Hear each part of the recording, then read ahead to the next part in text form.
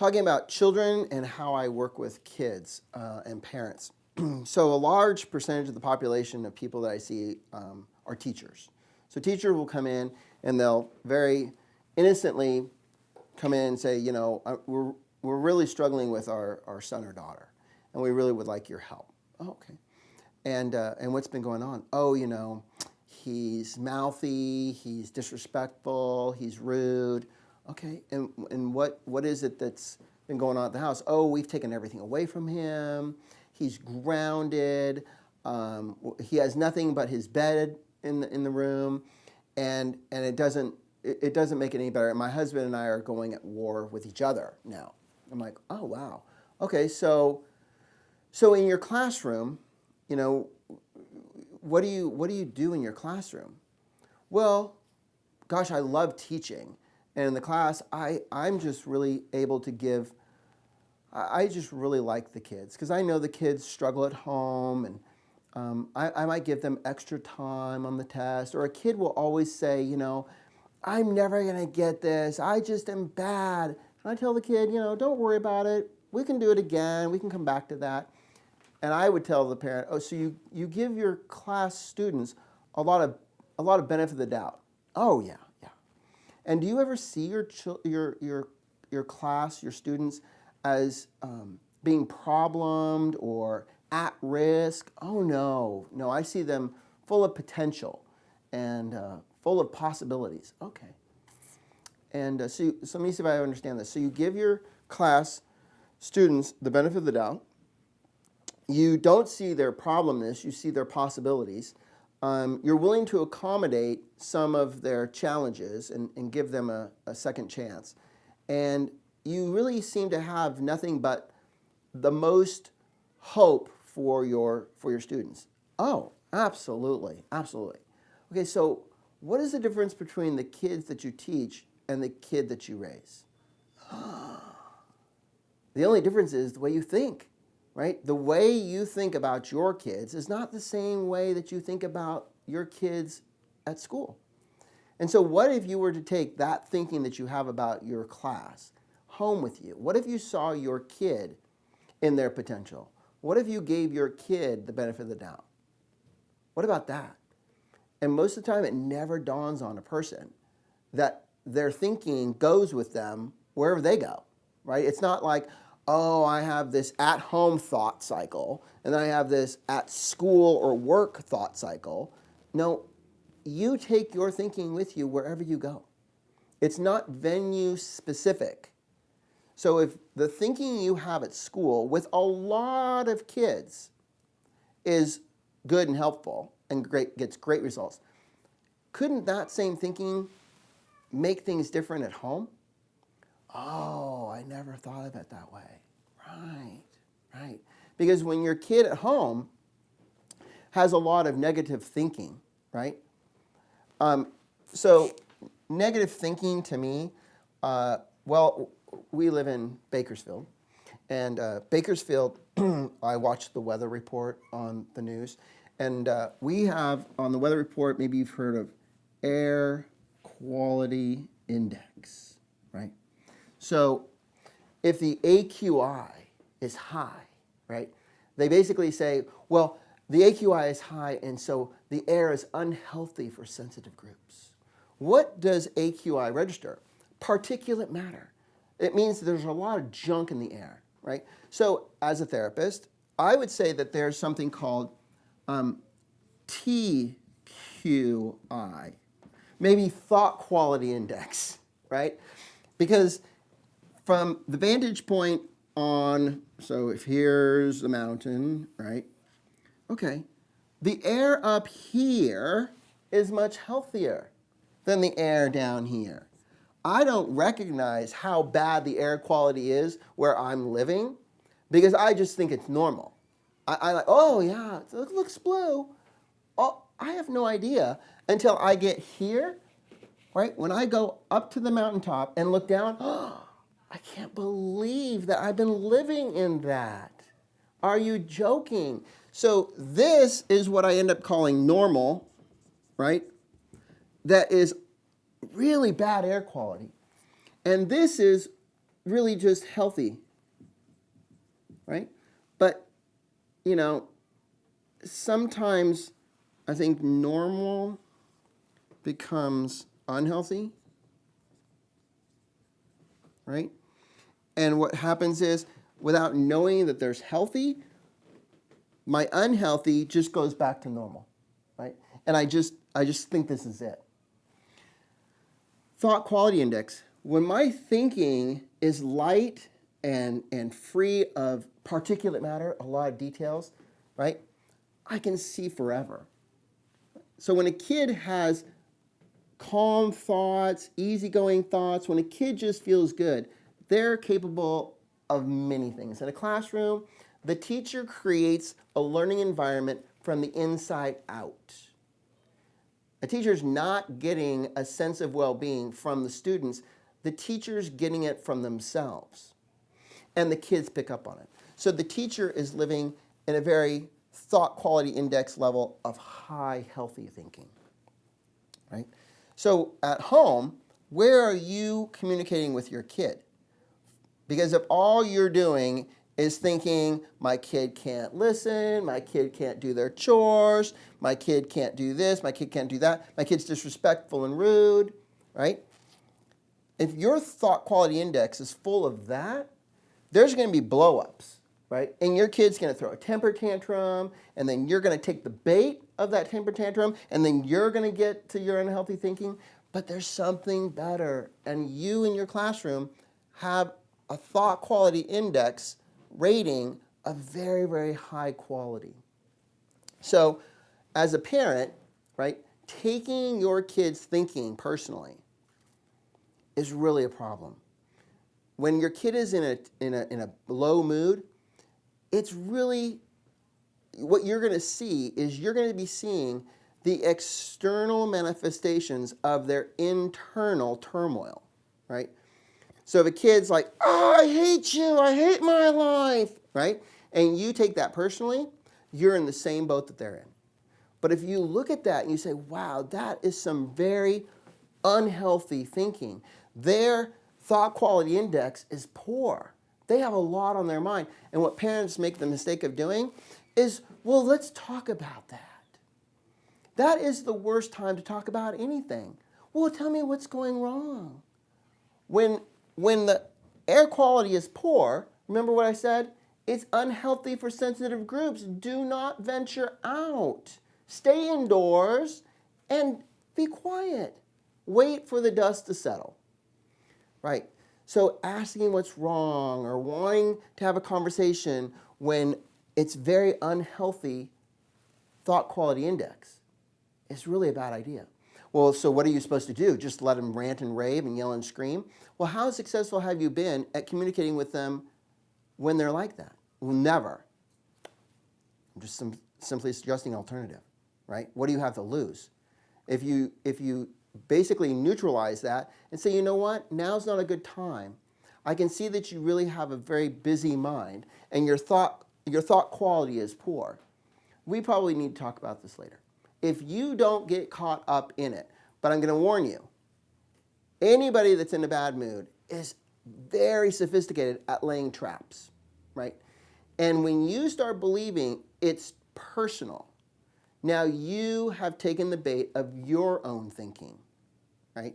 You don't need to take the bait of your thinking. There's always another thought that comes along. And how do you know when you've taken the bait of your own thinking? Because you're angry now and you're frustrated. So that's when you get into a log jam. And that's when you start debating. And that's when you start picking up all these details. And that's when the war is on, right? So now the thought quality index for both of you is extremely unhealthy, right? So when working with kids and communicating with kids, if parents recognize that what the thoughts are that the kid has in the moment is why it is the kid is acting the way they are. It's not because of them. So when my kid yells and rants and raves and says, I wish you were dead, I hate you, why are you doing? That's just more of an indicator of my kid's state of mind. If I believe that was a statement about who he was, it would be really a bad idea. But recognizing it's just a statement about his state of mind. And then what I want to do is I want to follow up and have a conversation when the dust settles. Hey, you know what? I noticed that when and I use myself as an example, right? I'll use myself. Guys, I noticed that today when I was ranting and raving and yelling and screaming at the laundry not getting done, that's really unrealistic. That expecting that the laundry would ever be done for good is probably not realistic. And so I apologize because that was debris that added to the thought quality index of really unhealthy thinking. So I apologize. And so when I start using myself as an example, right, to my kids, that my thinking can get in the way, then my kids start seeing their own thinking and how their thinking gets in the way. So my kid comes to me and says, you know what, I'm having some really not so good thinking. I want to use an example of a girl that came in to see me. Mom brought her in. This girl had lots of anxiety.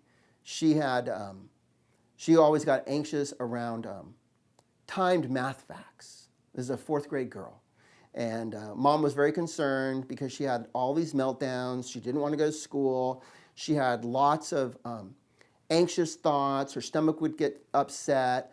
They'd have to go to the doctor. The doctor said there's nothing really physically wrong with her. Right? So the mom and the girl came to see me. And what we talked about, let me go over here and show you something. What we talked about is the girl came over to my closet, right? And she grabbed a snow globe. So after we talked about thought and high quality thinking and healthy thinking, the girl said to her mom, Mom, first visit, this is what I'm talking about. The girl said this to the mom. This is my mind. And when the teacher says it's time for the timed math facts test, this is what happens on my mind. And the air quality in my mind is really bad because there's so much stuff going on. I'm like, wow. First visit, the girl got it. And I said to her, so if that's what's happening, what needs to happen to have it be different? She put the snow globe down on my table and she said, I'm just going to leave it alone. Wow. So I asked her, I don't know if you're available for the rest of the day, but I have an office in the back. And if you would be willing to see some other people, that would be great. So she got it. The mom left and said, do you think I can make an appointment to see you for myself? Right. Kids get it because they're so much closer to their health.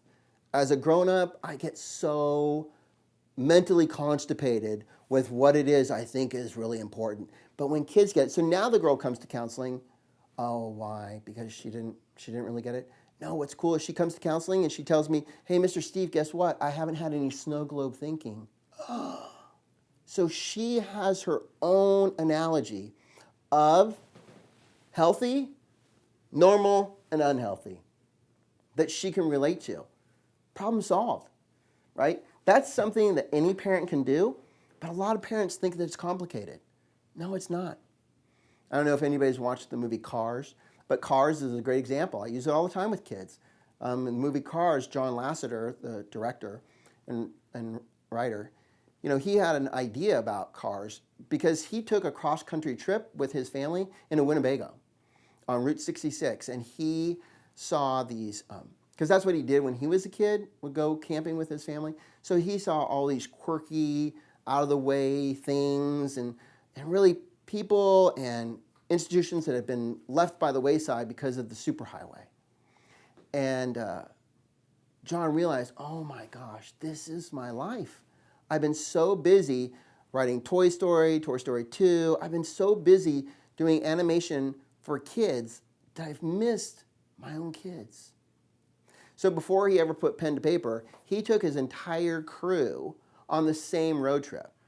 And so the crew was like, oh my gosh, it was a transformational life experience. It really made sense to me. I felt a change in my life that was profound. For what? Just going on a road trip that had always been there. So in the movie, Cars, Lightning McQueen fell off the truck and ended up in Radiator Springs and hated Radiator Springs. He hated the prosecutor. He hated the sheriff. He hated the big, huge machine that he had to use because he was sentenced to redo the roads. He hated it. And the more he hated it, the worse it got.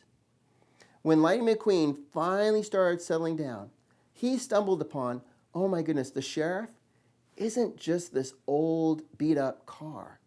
He's a 4-time Piston Cup champion. And Portia, the prosecuting attorney, well, she's kind of cute, right? As they're driving up the mountaintop, oh, she has a little tramp stamp on her back end of her car, right? When they got to the top of the mountain, what did they see? Lightning McQueen said, oh my gosh, I cannot believe that this has been here all the time. So the simplicity, when you can use an example with your kids of Lightning McQueen. Hey, are you on the fast track, getting ready to fall off the truck? Or do you think maybe we should visit Radiator Springs? Because that's a choice. And how many of us take that same choice? How many of us ever pull off to the side of life? I don't know if you've ever been on a road. There's Vista Points. Vista Points mean, hey, pull over and take a gander at all of what's beautiful. Do you know how many Vista Points are empty? Because we're all so on the fast track, just like Lightning McQueen. And a lot of people fall off the track. So visiting Radiator Springs, that's what I ask my kids. Hey guys, is it time for us to visit Radiator Springs? Because we've been on the fast track. Kids get that. So using analogies, Disney is famous for analogies.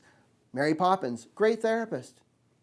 She made what was mundane and laborious and ugly and frustrating fun with what?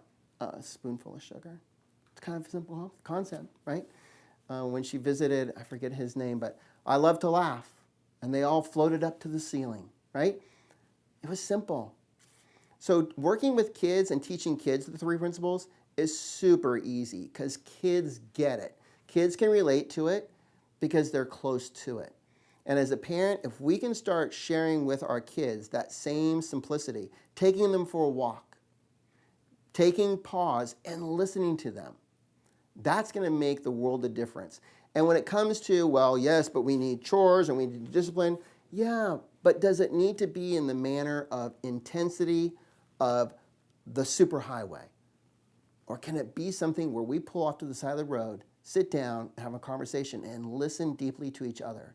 Because kids have wisdom beyond their years if we are willing to listen to it. So the parents that are teachers have great opportunity and ability to listen to the wisdom of their class, but listening to the wisdom of your own children. That kids in the moment are doing what they're doing because of how they're thinking about it. If they knew better, they would do better. That's it. That's the ticket. So paying attention to your kids' thought quality index. Do they have a lot on their mind? Do they have a lot of snow globe thinking going on? Right? And how can you help them better understand, yeah, your snow globe thinking is really causing things to look really unhealthy. But there's a healthier place to be. And when our minds are quiet, all kinds of things are potential. The no snow globe thinking has made this girl's math facts test a breeze. No anxiety at all. No medication, no need for any kind of positive reinforcement. It's just simple. So is Radiator Springs, but it's a choice. Are we going to fall off the truck to end up there, or are we going to make it voluntary? So talking to kids about the 3 principles is a great way for us as parents to connect. Are you willing to do that? That was sweet. Put that thing in your pocket or clip it up. There you go. There we go. Thank you. Hey guys, like and subscribe to our YouTube channel and look us up on the internet at embrace.life. Thanks for watching. Was that good? That's perfect. Yeah, you guys want to do it again? Yeah. One more time, just for Giggles? Yeah. Yeah. Okay.